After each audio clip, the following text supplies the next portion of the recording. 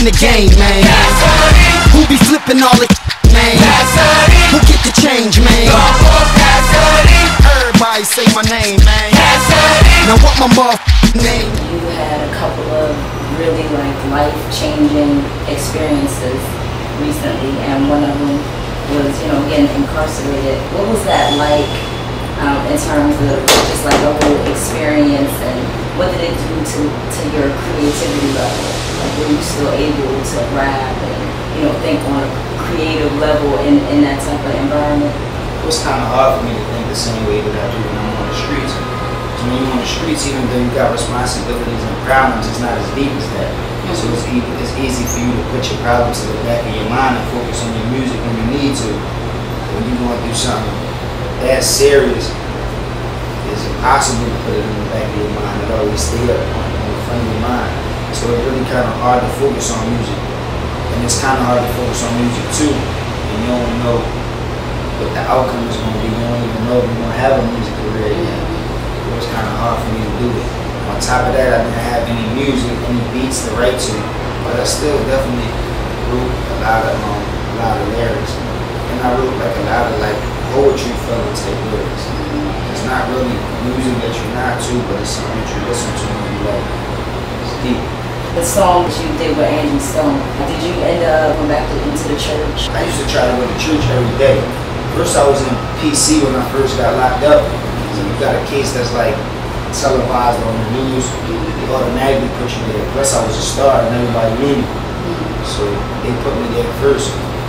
But I thought it was cool because I thought I was going to get bail in a couple days. When I went to court and found out that they revoked my bail because I had first-degree murder, that's when I talked it over with the major and the sergeants and arranged for me to get off of PC to get the population. The reason why I wanted to get in population, one reason, the most important reason was because I wanted to go to church. It was good for me to go in there, like I was an important person in the church because I was good for the conversation. Another thing that was important too was a lot of people wanted to do it, but they didn't know how they would look or how people would look at them if they did it. So when the word go around in jail that, yo, Cassidy be down in church every day, he be down there, he be rapping, he be saying raps about the Lord, and he be doing this, he be telling a story, la la la. You start saying the church went real crowded, everybody started coming to church. So I mean, that kind of led to my next question. How did the inmates react to you? And obviously you had a good influence on a lot of people. Yeah, they definitely had respect for me, man, you know. They definitely did, you know, how I was carrying myself, how I was dealing with the situation. You know, there'd be dudes in there that never had a life, but didn't have nothing on the outside, that might be facing a 2 to 5 and losing their mind, or facing a 5 to 10 and killing themselves. So you facing the death penalty, a life without the possibility, and you was already a star with jewelry, with girls, popping bottles, driving around, driving cars. So you know, you got your people that be like, you know, it's like you really can't lose, you can't please everybody. And some people be, you know, devastated that you're in a situation, but some people be happy. They was mad that you was a star because they never seen themselves ever living that type of lifestyle. So now that you back down where they at, they feel happy, like, yeah, he ain't a star no more, he in here right where we at. So, you know, you got people that feel different ways, but overall it's pretty much love. So how about your friends on the outside? Like, did, you know, your getting locked up affect any of your relationships with people? Yeah, definitely. I mean, it was people that on my team that definitely helped me down while I was in there. And then there was people that didn't, that was supposed to. So it's just weird how you think the people that would never hold you down to be the people that hold you down. And the people that you would just bet anything on, like, I already know. It'd be the people that front on you or stun on you. You know what I'm saying? It's easy for people to count you out when you're in these type of situations. Because when they first put it out on the news and things like that, it's like the way that it sounded and the way they was making it seem, it just seemed like it was over for him. Yeah. He ain't coming out of that one. Like it just sounds so crazy. Like, we found this AK, found this clip, 50 shots of all this, and 9s and 45s and machine guns and this, this crib, and blah blah blah. And they caught him, and they just like, that ain't look good. Like, it's the same thing I'm thinking. But you know, I just kept my feet and just rocked out. You know, I'm back here, so it's definitely a blessing. That's why I did a song like this. It's on, and I'm gonna get the Patron and tell them that it's on.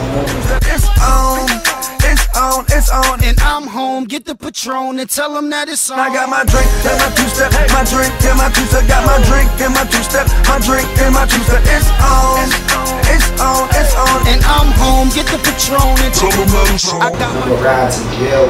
Riding to court, coming from the jail to the courtroom jail. Riding in the bus on the court, looking at some of the streets that I used to ride on when I was out, seeing some of the McDonald's or a gas station.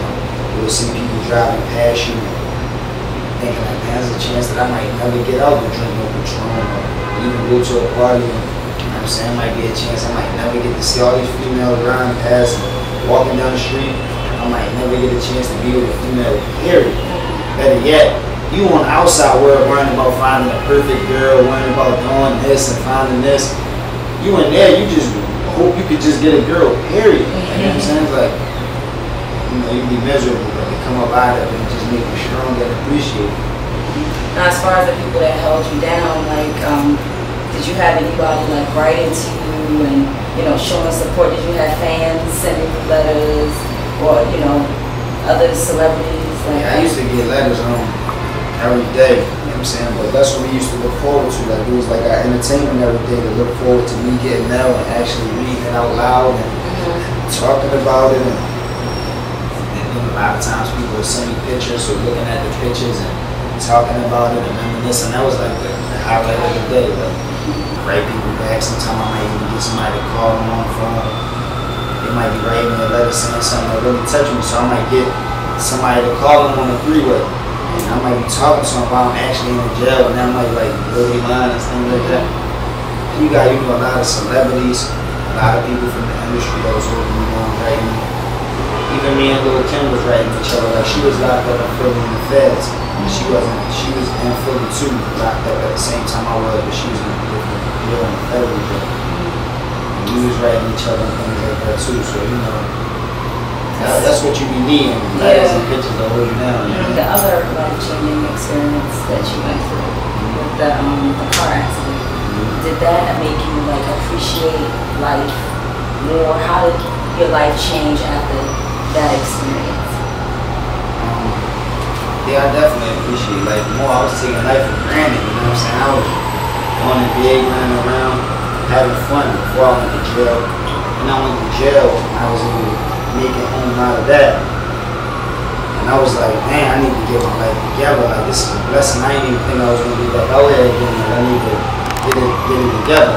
So I made a lot of adjustments before the accident. It's not like I was running wild when I got in the accident, because I already made so many adjustments from just being in jail and I'm still on parole. So it's not like I was running reckless, making wild mistakes. The accident just was probably like, I needed probably to learn a little bit more, appreciate things a little bit more, be stagnated for a little bit more of a period of time. Who knows why the Lord allowed me to go through it, but now that I went through everything, it's beneficial. It's like everything's starting to happen so right. It's like everything going so perfect now, and it's almost too good to be true. But it's like I remember when it was a 360 completely different and everything was going so bad, it seemed like it was too bad to be true. I was born to shine, I'm on my grind 7 days a week. I rhyme 6, spit AIDS to beats. I was raised in the street, I ain't never been afraid of beef. I richly you laid in the grave deceased. I blaze the peace, Desert Eagle raise the beat. Split your head to the Caucasian meat. When I remove your ceiling, you lose the feeling in your legs and feet. Life a gamble, but it's ways to cheat. I got ways to eat. Man, my block got that haze for cheap. In that white coat, like we soak K's and bleach. I ain't afraid of RealTalkNY.net, bringing you the exclusive and entertainment news.